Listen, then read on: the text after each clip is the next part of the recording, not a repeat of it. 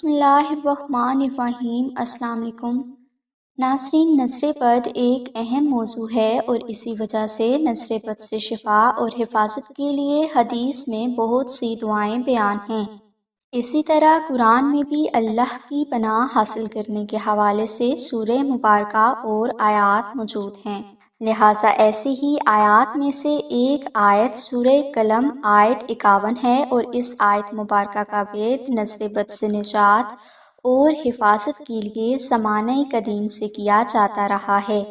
لہٰذا اگر کوئی بھائی یا بہن یہ چاہتے ہیں کہ ان کی جان، مال، اولاد، گھر کاروبار، عزت اور صحت نظر بد اور ہر قسم کے شر سے ہمیشہ محفوظ رہیں، تو آپ اس وظیفہ کے لیے جمعہ کے دن عشاء کی نماز کے بعد اول و آخر 10 مرتبہ درود پاک ورد کریں، اور درمیان میں آپ 300 مرتبہ سورہ قلم کی آیت 51 اور 21 مرتبہ آیت الکرسی تلاوت کریں۔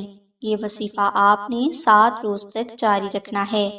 7 روز کے بعد آپ روزانہ 10 مرتبہ درود ابراہیمی، 1 مرتبہ آیت الکرسی اور 10 مرتبہ سورہ قلم کی آیت 51 ورد کرنے کی عادت ڈال لیں۔